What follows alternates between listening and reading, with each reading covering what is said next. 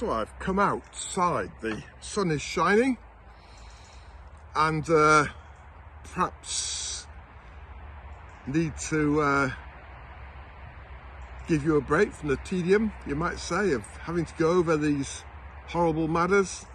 One feels the need to revive oneself by having breaks and enjoying yourself. You can't really string together too much negative all at once, but that's pretty much what it was in there, in that cult. Negative, negative, negative, rebuke, rebuke, rebuke. So I've made a bit of a poor effort at trying to identify the issues and summarise them. So we'll have a go. 1, illegal business contracts, which is a criminal offence really, means that religions can take your business. Religions that should be showing empathy, kindness, compassion can ruthlessly come in and take your business over. The next one is, so that includes hostile takeovers, which is hardly a criminal matter, but it's just wrong that religions should be able to work and manipulate people behind your back and then force the owner to sell up for the cheapest price they can possibly get away with no compensation for the loss of profits in the future and the fact that your life is turned upside down unnecessarily. They should work with owner if they want to buy the business. Be open about it, up front. Next is sexual abuse of children, and sexual abuse full stop. I don't need to say anymore. I mean, it's just repulsive. Another criminal issue.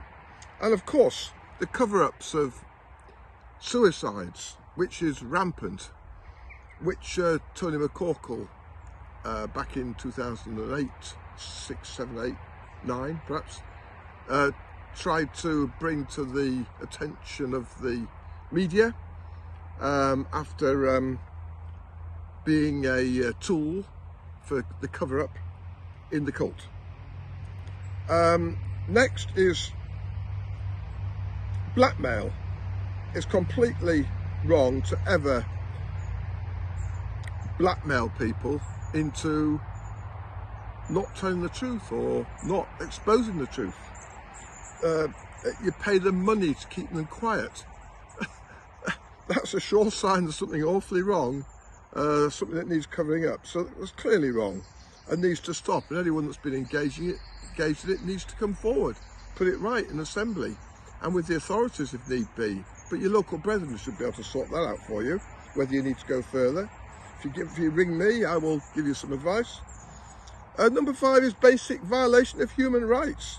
We've all got rights and we shouldn't manipulate those because we're religious leaders and take advantage of a submissive congregation. Number 6 is defamation. These last 3, blackmail, human rights, defamation, all civil legal matters. And it's completely wrong to defame people's characters in order to get control of their assets. You can say they're mental, you can say they're not able to run a business.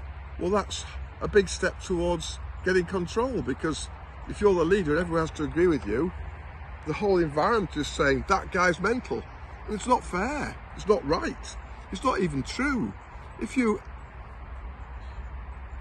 brand anyone mental, you've got to have conclusive medical evidence. And if someone was slightly off, probably just healing. Your attitude, Christ, can bring in there to healing. The person can be set free and be perfectly normal. So it's completely wrong that so many should be on antidepressants in a religion. And I do know what I'm talking about because I was part of the healthcare system, one of the founders of the One Medifund healthcare system in the religion. Next is lies, cover-ups and deception. Why are lies told? I suppose because people are in a false situation. They've got too much to lose financially if they tell the truth. So they tell lies about members they excommunicate to strike fear to their own members, but also to prevent the leavers becoming a threat. Very use of lies and false witness is a very nasty tool of the devil. The other thing was the faking of Aberdeen. Faking judgments against people. The same people were homosexuals and withdrawn from them without any evidence at all. Just lies told in assembly. The lies submitted to the family court in my case in November 2020. Just reams of lies, cover-ups, you know, hiding the truth, deceitfulness, lies and deceit. It's totally outlawed in God's ordering. And we must remember that religions, cults, deliberately make Christianity, which is simple, complex.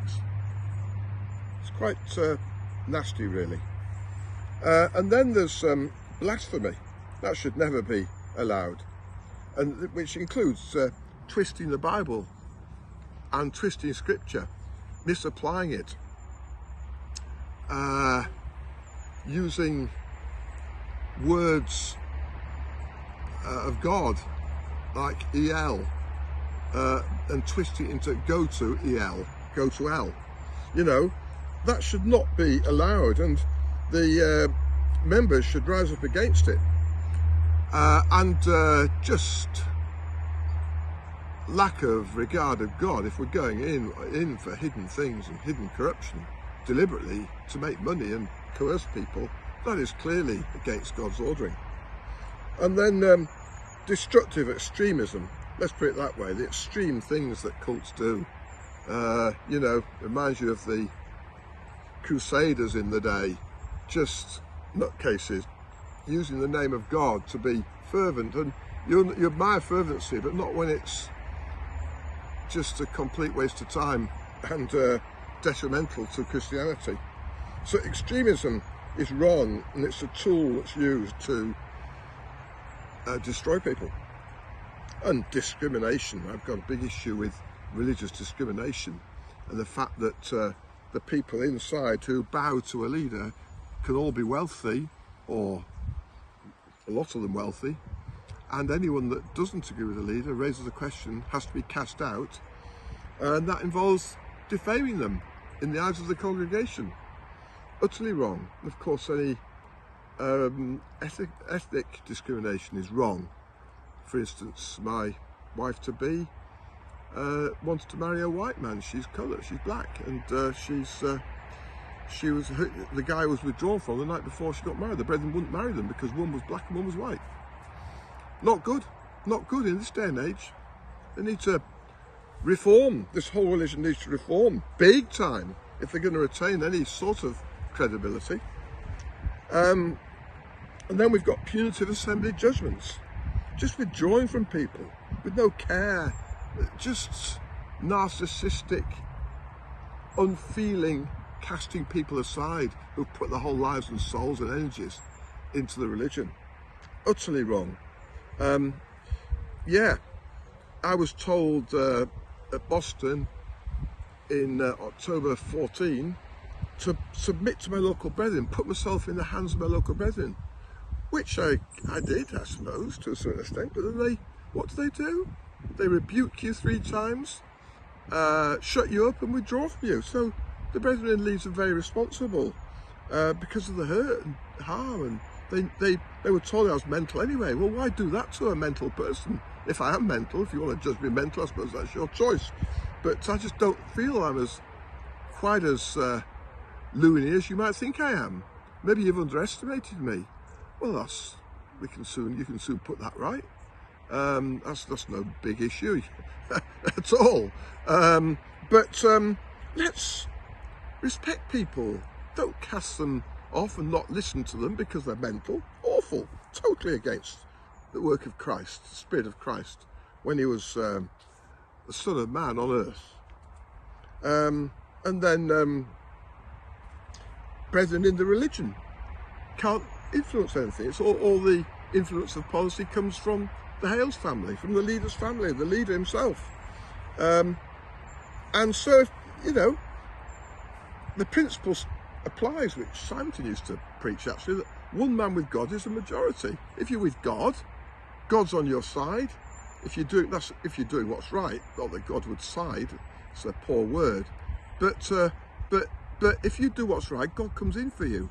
If you go with the crowd, God will leave you, potentially.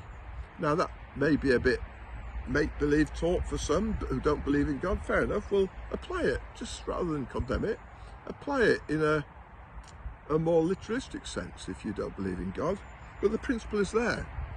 And physical separation, I mean, it's terrible that parents are estranged from their children and their grandchildren, never to see them again once they're withdrawn from for minor faults. You know, and the whole family thing interfering in religion, you know.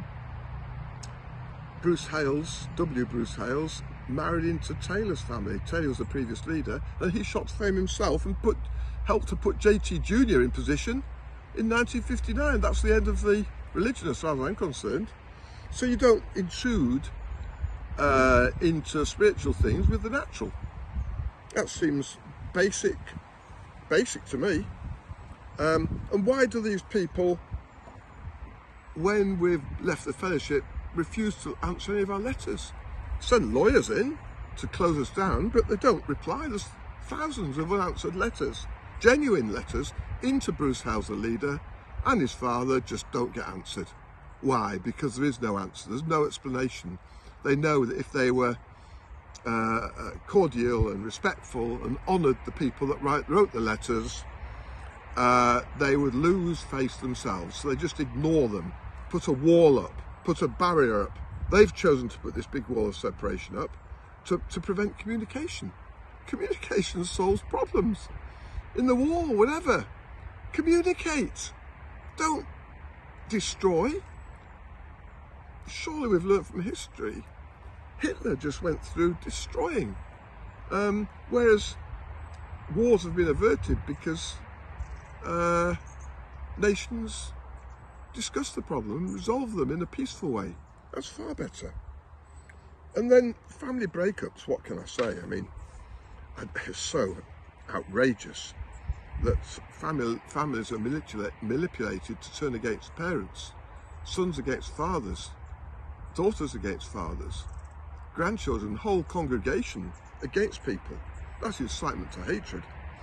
And then you've got hierarchical families in control, giving a hard time to genuine families who love the Lord because they're vulnerable and because they trust, whereas these other people are untrustworthy. So you actually expect people to reciprocate trust. You actually put your life in the hands of the local brethren because you expect them to be like you are, kind and compassionate, forgiving. But Hales was really passing me over to them in October 14 because he basically told them to shut me up and exterminate me. That's not good. And I've got a letter from a father who's been isolated from his own children. Letters written by 5-year-old girl, basically saying he's a wicked man and they don't want anything to do with him. Down to that age, letters, they're written, they are led by the hierarchy. There's no doubt about it. A young girl of 5 would never dream of writing a letter to a father like that, unless she was told to do it. I've got it with Laurie Moffat. He reckons that my brother Garth has worked with all his family to write letters saying they don't want anything to do with him because he's a wicked man. I've had fathers ring me and I've rung sons in fellowship and saying, look, your father's repentant, he just wants to be back and say sorry, but no, he's a wicked man. What sort of religion is that? And of course, all the financial stuff, it's so blatant, the financial and righteousness. All the brethren businesses, I mean, this PPE equipment orders, these PPE equipment orders from the government are probably a good opportunity to make sure that the government and the investigatory forces go through all the bread and businesses across the UK and the whole world, and find out just what they are doing. There'll be righteousness in certain connections, which of course the brethren will put forward, but it's not right just to distinguish, not do business with ex-members. Not right to impose illegal business contracts on hapless business owners who try and get their affairs in order by changing them, disallowed by the system. So of course they carry on the nefarious work and just ruin the owner. I protested about my affairs being out of order because of the dodgy agreement that my sons and I had signed to unknowingly. And then of course when I bought a 21-acre site for school and meeting hall and house for me to live in, the leader insisted that I joined a conglomerate of investors. So, you know, I put 1.425 million into a 2.25 million property. And of course the lower shareholders outvote me and push me out of fellowship, just pay me back what I put in years early. I was promised interest, never got it. Just totally unrighteous. Of course, there's a chance that the site will be used for housing now. Well, there you are. Massive site potential. They don't want me sharing in the gains. Oh no. So the awful, gross financial unrighteousness needs exposing, and it'll need exposing carefully, because very intuitively, really, if that's the right word, because they will try and put any investigator off, almost as sure as eggs are eggs, because that's what they do. They will not allow any questioning inside, but they sure question. Surveillance, that's another thing. They're intrusive surveillance. Big Brother is watching you. Oh, we can go on, and I don't want to drag people down on this lovely sunny day by overstating or overstressing my outrage to what goes on in the world today in 2022 under the guise of Christianity.